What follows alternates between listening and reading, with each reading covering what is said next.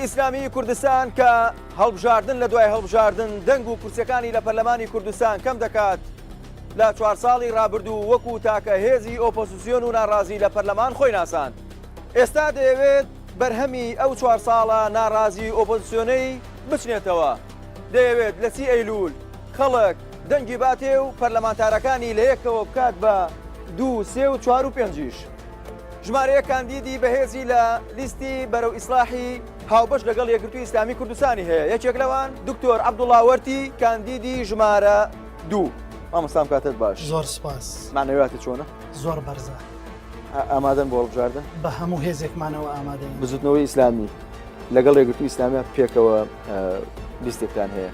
خۆتان منافەسە هەیە بۆی کاندیدی کامتان زیاتر دەنگ بێنێ و کاندیدی کامتان زیاتر دەنگ. ئەگەر منافەسەیەکی شەریفانە هەبێ حاڵەتێکی تەندروستی و زۆر سروشتیە لەناو هەر لیستێکدا. باشە مامۆستا ئەچین لە بارگاکەتان تۆزە قسەکەین دوایە چینە ناو خەڵک و لەگەڵ خەڵک گفتوگۆکەمان گەرمەکەین.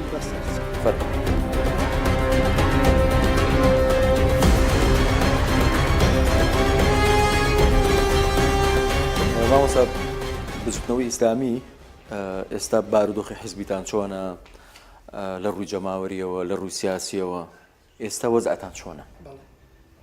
بزوتنەوە هێزێکی سیاسی ئیسلامیە لە هەشتاهەکانەوە خەباتی سیاسی و ئیسلامی دەکات لە کوردستان. سپاس بۆ خوا سەرەڕای ئەو هەموو فشارە سیاسی و ئابوووریانەی کە لەسەرمان بووە تا ئێستاش توانیومانە لەسەر کێفشمان بۆ لەلایەن دەسەڵاتەوە. طبعا ماوە لە 2014ەوە هەرچی دعمی ئابووری هەیە لە بزوتنەوەی ئیسلامی بڕاوە لە هەموو لایەنەکان بڕاوە بودجە لە هەموو حیزبەکان ئەگەر ڕاستە بەس باوەڕ ناکەم لەوانەیە ئەو حیزبە سیاسیانەی کە هەن لە کوردستان هەمووی کەناڵی ئاسمانیان هەیە هەمووی تەلەڤیزیۆنی لۆکاڵیان هەیە هەموو بنکە و بارەگای هەیە وەڵا ئەترێ لە خۆیان پرسی نازانم دەسەڵات جارێ حیزبە ئەو حیزبانەی کە لە دەسەڵاتن طبعا زەوی حکوومەتیان داگیر کردووە بینای حکوومەتیان داگیر کردووە. مامۆستا قسانە بنێ ناو خەڵک ینی حملەی انتخاباتە و ئەبێ هەم وەسی خۆتان بکەن ئەم خراپی ئەوانی تر بێت بڕۆ لەگەڵ خەڵک باسی ئەم شتانە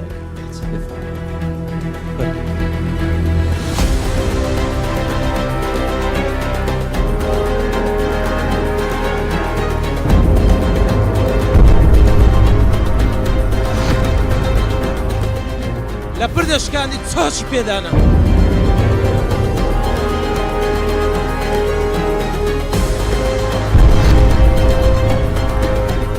هیچ بێچەتی پارتی دەکرێت دەنا بە کەس ناکرێت. توانای ئەوەتان هەیە کورسێک 2-3 وەرگرن بە دەش هیچ پێ ناکرێت.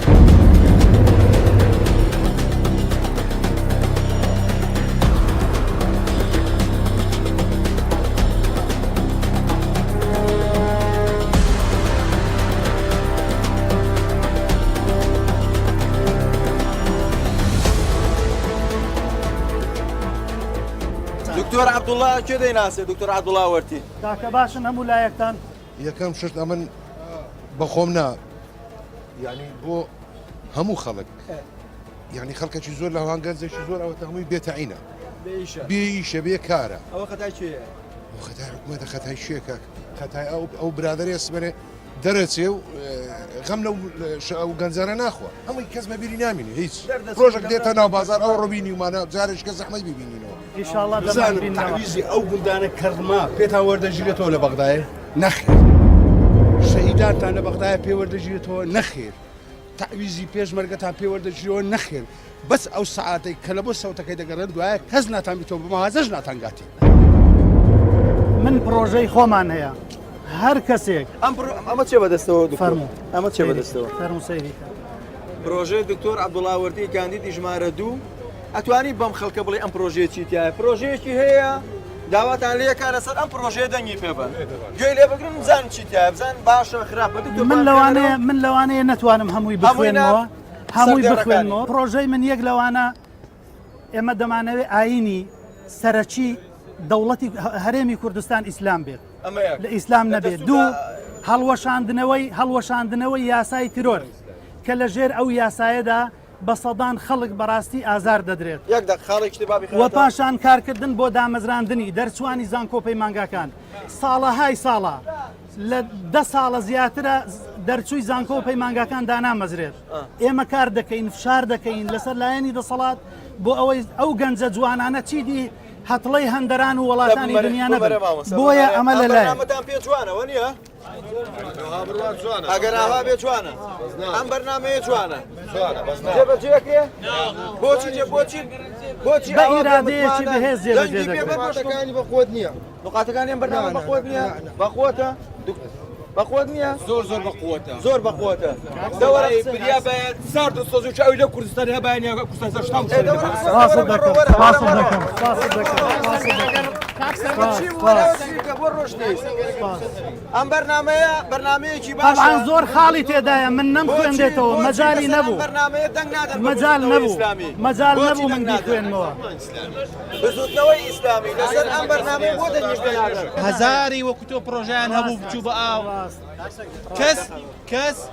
ئەو وەرەقانت لێ بە دینارە گۆرناگری ئەگەرە تو دەسەڵات و قوتت نەبی لە وڵاتە یەکێتی نەبی پارتی نەبی هزار وەرەقی وا بنووسەوە ئیشت لە بۆ ناکرێت پێت ناکرێت ئیرادەی خەڵک ئێوە حیزبێکی ئیسلامین توانای ئەوەتان هەیە کورسێک 2-3 وەرگرن بە دەش هیچت پێ ناکرێت خۆیان مانوو نەکەن سەرکەوتوبی مانوو نەکەن واقعی حاڵە لە بە دەنگێکی بە من وەکو خۆم ڕێز لە دەنگی دەگرم ڕێستان لێ دەگرم ئینسانی جوانن مسەقفن زیرەکن بەڵام ئامادە نیم دەنگەکەم بدەم بەتەنە حاوڵە بکەن ئیشکەن لەسەر جیلی داهاتوو ئێمە تازە غەسڵ دەماغ کران بە یەکێتی پارتی بۆچی وانە نەخێر لەبەرەوەی کۆمەلگەی کوردی کۆمەلگەیەکی خاوەن ئەخلاقی و کوردەواری خۆمانە بابوت باسکە 27 ساڵە و دەسەڵاتی کوردی خەڵک دەڕزێنێتەوە ئێستا حیزبێکی وەکو بزوتنەوەی ئیسلامی کۆمەڵ و یەکگرتو بێ ئەم دەسەڵاتە چاک بکە بەڵام زۆری دەوێت تا چاچی دەکات قسێکی جوانی کرد ئەڵێ وا کورسی دوانسیانە دێنا ئیسلامی ئەگەر 5 کورسیشی هێنا دەتوانێت چی بکە مامۆستا بە 5 کورسی وا 5 دێنا دەتوانی چی بکەیت لە ئەزانی گریمانەوە لەم هەڵبژاردە 5 کورسیدانێنا یەکم بوون بە 5 ئەگەر تەنها یەکێتی و پارتی لەناو ئەو پەرلەمانە بن ئەو مەجلیسە وەکو مەجلیسی مردوانی لێدێ گۆڕستان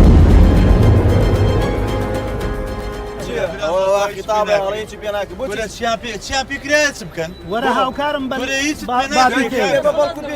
دەسەڵات هەیە دەسەڵات کردی چی کردیتی برا تۆ شارعەکەت کە کاکە شارعیداتی و شارعوەکتۆ هەبوو کێ کردوێتی ئەو شارع بە پارەی میلەت پارەی خەڵکە دەیتوانی نەکە خۆ دەیتوانی نەکە برا تویست پێ ناکری بەخوای مامۆستا پرسیارێکی لێ بکەم کاکتۆر لە ماوەی ڕابردوو هەوڵێکی زۆر هەبوو ئیسلامیەکان ببن بە بەرەیەکی هاوبەشی ئیسلامی هەموو حیزبەکان پێکەوە قایمەیەکتان هەبێ نەتانتوانی بیکەن یعنی ئێوە کە لە ناو خۆتان یەکگرتوونین حیزبە ئیسلامیەکان چۆن داوا یەکڕێزیەکان چۆن داوای بەشێکی گرنگی حیزبە ئیسلامیەکانی کوردستان کە بزوتنەوەی ئیسلامی و یەکگرتووی ئیسلامی کوردستان وە ژمارەیە کەسایەتی و ڕێکخراوی مەدەنی بە یەکەوە هاوپەیمانیەتیەکی سیاسیمان ڕاگەیاندووە بە ناوی بەرەو ئیسلاح ئەوە کۆمەڵتان لەگەڵ نییە کۆمەڵ ئیسلامیتان لەگەڵ نییە مامۆستا لەگەڵ ڕێزم ئەمە ئیسلامی نیم ئیسلامم بەڵام ئیسلامی نیم دەکەم گرنگترین حزبی ئیسلامی کە بە تاکە وەزیرێک خزمەتی کرد و جێپەنجەشی دیارە کۆمەڵی ئیسلامیەوە لەگەڵتانە نییە ئێوە کە سێ حزبن یەک خواوەیەک پێغەمبەرتانێ نەتوانن لەسەر نەهجێک لەسەر لیستێک ڕێکەون دەتوانی چی بۆ بکەیت دەتوانی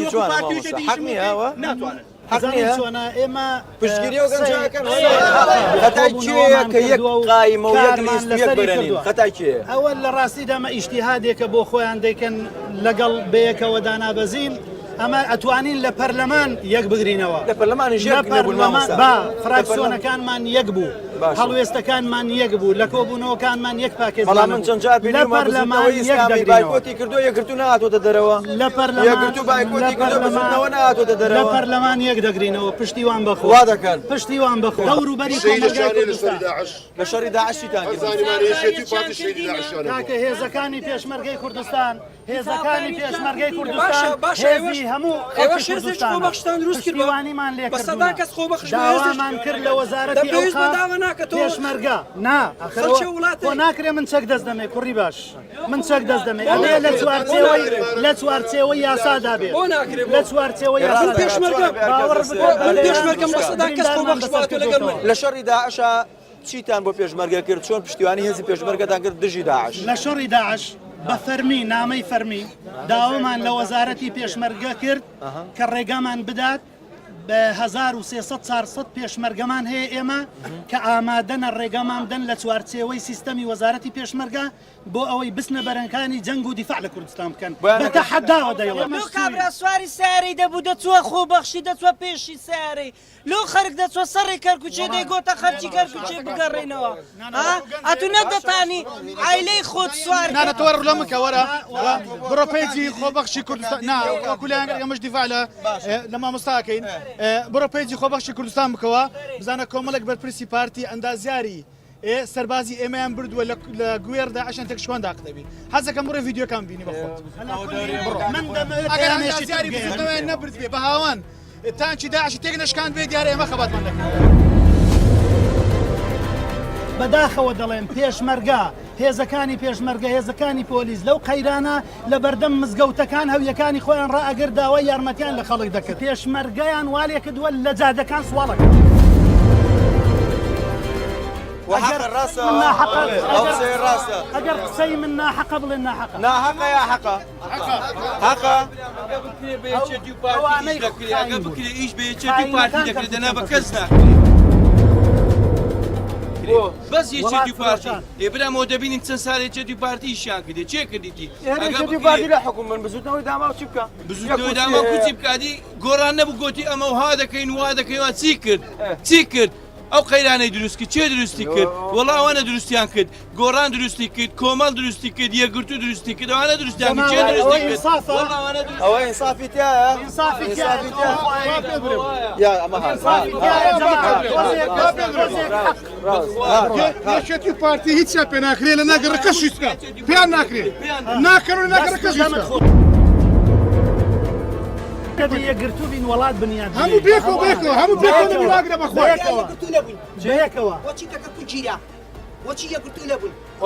من گەورەترین شەهیدم لە دەست داوە دکتۆر شوان قەڵازەی لە هانای خەڵکی کەرکووک چوو بوو لە ڕێگا دەعمی سایرەی کرد شەهید بوو لە ڕێگا لە فریە گوتی بە یەک پەرلەمان تا ڕوبەڕووی دەبابەکانی حکوومەتی عەبادی دەوەستنەوە بەڵام لە ڕێگا شەهید بوو لە پێش سەنگەر بوو بارزانی لە سەنگەر نەبوو ئەمەش لە سەنگەر بوو وەرە ماچم دێت تۆ لە سەنگەر ماچم دەکەم دیفاعت لە خەڵکی کوردستان